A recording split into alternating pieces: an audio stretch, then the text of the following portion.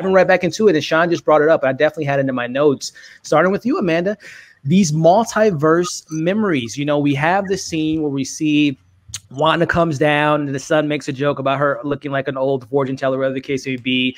But then Pedro brings up, oh, do you remember in the 90s when we went out to go Halloween trick-or-treating and he dressed like Nick Fury? I took that costume as like he was like a Nick Fury-ish type of character. But Wanda doesn't remember this. So toss it into you, Amanda. What's this Wanda not remembering? Is this, again, is this Evan Peters, Quicksilver, X-Men? Is this another alternate version of him being an X-Men but having a different type of storyline? What was your thoughts on this multiverse memory conversation that they had? I feel like it is an alternate like version of him, because in the episode he is there for her, and there's like a totally different theory of who he is, that he's not Pietro. But I just think that he's trying to actually like maybe rebuild the connection with her, because if she did call for him, and like not call for him, but he said like she remembered him and that she had a twin brother, and then that's why he like showed up, whether someone placed him there or he may have heard her. I do think that it's a really just pure interaction between the two of them, and that he's just trying to pull maybe the humanity out of Wanda with these conversations, because they're like really fond memories that he has, and he's trying to talk to her in like a brotherly way, and trying to get things out of her in that way. So I think it is him as like an alternate version. I don't think that he's somebody else like Mephisto or someone else, as the theories have been said. I'll cry if that actually happens, but yeah, I think it's just an alternate version of him. I think you're right too, Amanda, and we'll talk about some of these conversations that she shared with her brother. But, you know, tossing it to you, Chris, again, just your thoughts on these multiverse memories and how they're remembering things differently. And I mean, I think the cat came out of the bag when Jamie Foxx said a couple months ago when he tweeted out that he's coming back as Electro, and he said that he's a different version of Electro. I think we've seen it in Spider-Man Far From Home. We have a different version of Jameson in regards to J.K. Simmons playing the same character, but in a different world and different universe. So just kind of your thoughts on, again, these multiple versions of Pietro. Where is he at, man? That's a great question. I think I think just seeing this dude at the end of episode 5, we would assume that episode 6 would explain it more, but I think it just muddied the waters even more. I think we just got more confused about what this dude is. A couple of reasons why I don't think that it's him anymore. I think last week, if you rewatched the friggin' stream, I was like, it's the guy from X-Men. It's like, you know, like she didn't bring him, for one, because she wouldn't be like testing him about, you know, different things. So I think this is out of her control. And the way he asked her about, you know, like, how'd you do all this? Like, tell me, just give me the truth. Like, I'm your bro. Like, I know you did this. Like, that seems sneaky to me. And it made me believe that maybe this dude is not who we think he is. I think that's the point too. And there's a couple people in the chat too bringing up as regards to Pietro not knowing who Nick Fury is, things of that nature, which also brings to the fact, how would Pietro, how do he know about some of the events that took place after he died after Age of Ultron? Like, how would he know that Vision's dead if he was dead himself? Like, it makes you kind of think again, who is this particular character? Tossing it to you, Zach, just your thoughts on that conversation of these multiverse memories and how you kind of took that moment.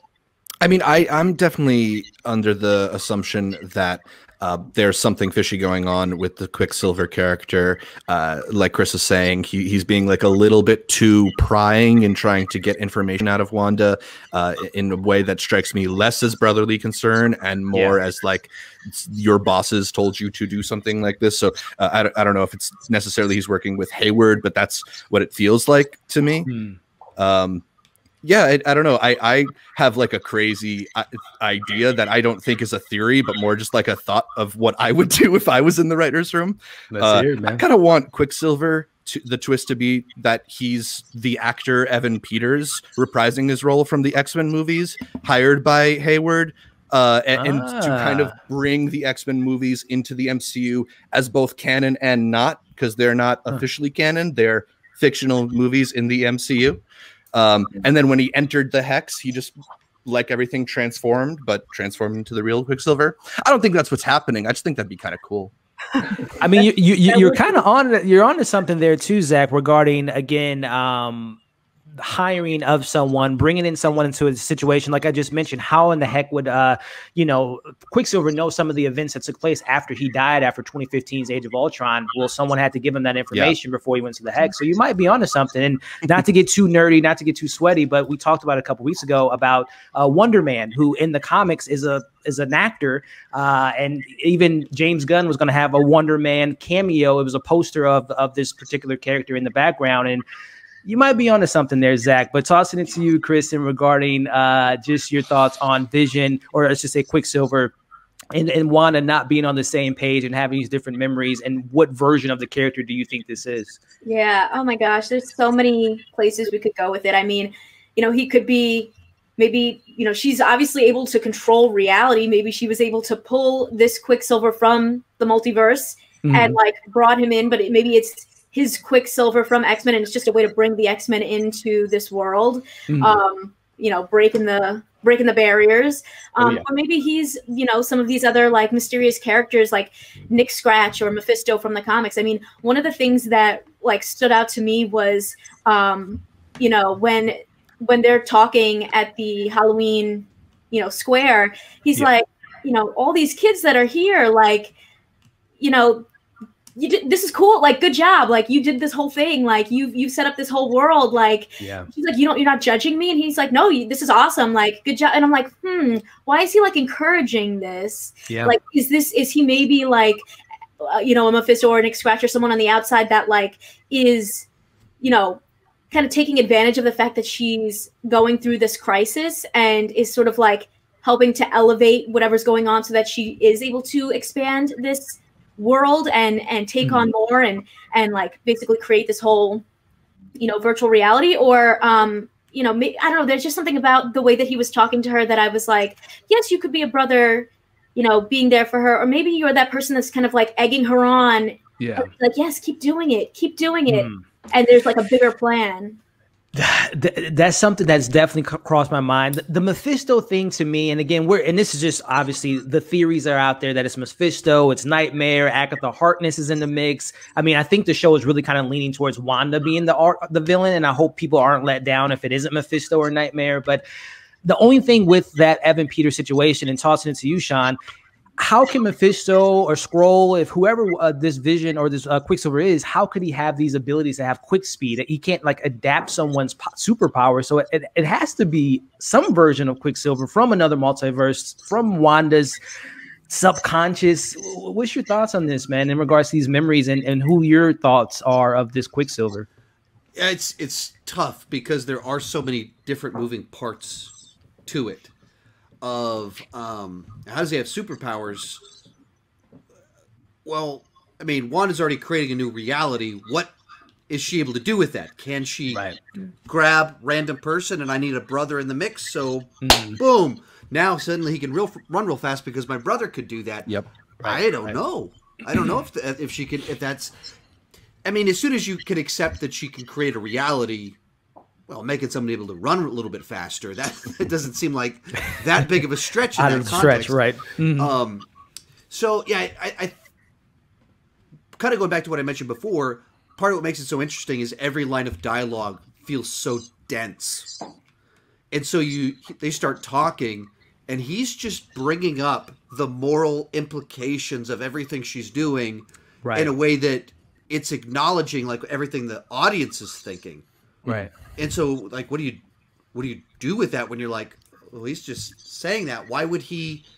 Is he brought in to be almost like the angel and the devil on her shoulders of sorts? Like she brought in a person to be that for her, that she started to be more and more conflicted over the last 2 episodes over what she's doing, and being like, it ends with Vision confronting her. Well, she does want Vision confronting her.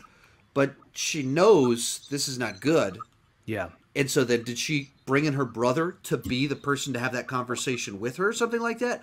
Like we could literally each come up with our own little theory that there's evidence that you go down the path and go, that makes some sense. Or maybe that's stupid. I don't know. But that's, once again, that's what's making me enjoy the show more and more. Where the first 3 episodes I was like, okay, it's a sitcom with a couple teases. Cool.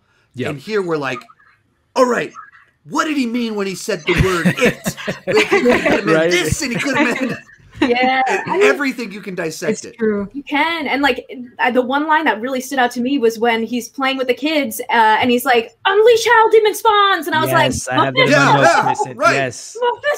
You know? And there was a reference in episode 2 where like, there's devils everywhere. And you're like, wait a minute. What does that mean? It's a fantastic point. I mean, even to your point, Sean, in this episode, and you guys hit it on the nail with this show, we can make so many theories, but sometimes the answer's right in front of us and it's just within the episode. Like literally there's a line in this episode where he says to her, you sent me here. First off, I heard your call, and you sent me here to shake things up with your husband, rile up the kids. So it almost seems like the answer is there, that she created this Quicksilver.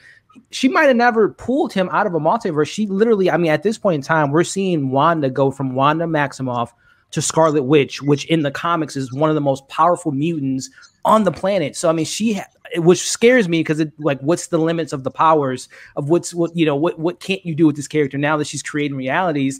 She can take on anything. She's the best. She's the most powerful person on the planet. So we'll see how they handle all this warping of reality. But I think the answers are in regards to this episode. She had subconsciously, she might have just created this version of Quicksilver and just reformed his face, recasted him, as Dorsey said last week. But